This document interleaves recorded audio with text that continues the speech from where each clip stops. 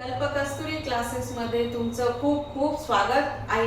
आपण आता फ्रॅक्शन नवीन चॅप्टर सुरू केलेले आहे. काल मी तुम्हाला फ्रॅक्शनचे टाइप शिकवले होते, जसं प्रॉपर फ्रॅक्शन, इम्प्रॉपर फ्रॅक्शन आणि मिक्स फ्रॅक्शन. तर प्रॉपर फ्रॅक्शनचं काही नाही, त्याच्यानंतर आपण ऍडिशन सबट्रॅक्शन घेणारच आहोत. पण इम्प्रॉपर फ्रॅक्शनचं काय करतो आपण? कन्वर्जन करतो. कशामध्ये? मिक्स फ्रॅक्शन मध्ये. आणि मिक्स फ्रॅक्शनचं कन्वर्जन कशात करावं लागतं? इम्प्रॉपर फ्रॅक्शन मध्ये. तर काल आपण मिक्स इम्प्रॉपर फ्रॅक्शनचं कन्वर्जन कशात शिकवलं? मी मिक्स फ्रॅक्शन मध्ये. आज आपल्याला शिकायचं मिक्स फ्रॅक्शनचं कन्वर्जन करायचं कशामध्ये? इम्प्रॉपर मध्ये. तर चला सुरू करूया.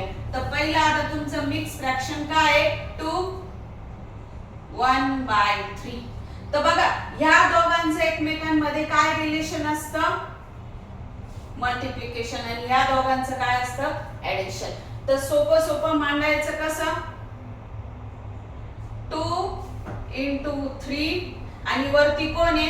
+1 अपॉन ला ऍज इट इज. पुन्हा डेनोमिनेटर कोण आहे? तुमचा 3 आहे, तो तसा ठेवायचा. बघा आता याचं कॅल्क्युलेशन काय होईल? 2 3 चा 6 आणि +1 किती झाले? 7 आणि अपॉन ला 3 जसा तसा. तर बघा आता ह्या 2 1/3 च मिक्स इम्प्रॉपर फ्रॅक्शन मध्ये काय उत्तर आलं तुमचं? 7/3 झालं का इम्प्रॉपर फ्रॅक्शन. इम्प्रॉपर फ्रॅक्शन कसं शिकवलंय की डेनोमिनेटर पेक्षा कोण मोठा असतं? न्यूमरेटर मोठा असतो. म्हणजे छेदापेक्षा कोण मोठा? अंश मोठा. याला काय म्हणतो आपण? अंशाधिक अपूर्णांक सुद्धा म्हणतो मराठीमध्ये. काय म्हणतो? अंशाधिक अपूर्णांक. शिपाई वगैरेचे छोटे छोटे एक्झाम असतात, त्याच्यामध्ये ओळखायला सांगतात. समजलं? थोडंसं प्रॅक्टिस केली की येतं. ह्या दोघांचं मल्टिप्लिकेशन करायचं. मग ते इथं मांडून घ्यायचं. 2 × 3 आणि वरती प्लस असतो की नाही, हा जो वरती आहे तो प्लस मध्ये टाकायचा. मग 2 3 चा 6 +1 किती झाले? 7 आणि डेनोमिनेटर ऍज इट इज पुन्हा घ्यायचा. 7/3. कशामध्ये कन्वर्जन केलं मी? मिक्स फ्रॅक्शनचं इम्प्रॉपर फ्रॅक्शन मध्ये. इम्प्रॉपर फ्रॅक्शन म्हणजे ज्याच्यामध्ये छेदापेक्षा अंश मोठा. चला दुसरं एक्झाम्पल घेऊ. दुसरं एक्झाम्पल काय तुमचं? 3 1/7. याचं पुन्हा दोघांचं काय सांगितलं मी? मल्टिप्लिकेशन. आणि या दोघांचं काय? ऍडिशन. चला मांडूया. 3 × 7 +1 अपॉन ला 7 जसा तसा. मग करा कॅल्क्युलेशन. 3 7 चा 21 आणि 21 + 1 22 अपॉन ला काय? 7. झालं की नाही इम्प्रॉपर फ्रॅक्शन?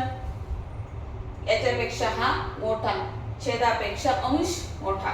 तिसरं एक्झाम्पल काय दिलंय? 2 3/4. मग पुन्हा आपलं या दोघांचं काय करायचं? मल्टिप्लिकेशन आणि हा त्याच्यात ऍड करायचा. मग लिहा 2 × 4 +3 अपॉन ला कोण? 4.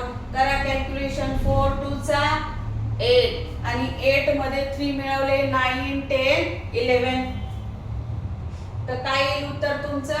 11/4. झाला की नाही इम्प्रॉपर फ्रॅक्शन. आता तुम्ही ही प्रॅक्टिस करायची. जसं हे मी तुम्हाला कन्वर्ट करून दाखवलं होतं कशामध्ये? मिक्स मध्ये. आणि मिक्सचं कन्वर्जन कशात करायचं? इम्प्रॉपर मध्ये. म्हणजे याचं याच्यात होतं आणि याचं याच्यात करायला देतात ते. इम्प्रॉपर दिलं तर मिक्स मध्ये करायचं आणि मिक्स दिलं तर कशामध्ये करायचं? इम्प्रॉपर मध्ये. हे एक्झाम्पल बघा आणि तुमच्या मनाचे पण थोडे तुम्ही करून बघा. व्हिडिओ आवडला तर लाईक करा, शेअर करा आणि सबस्क्राईब करायला विसरू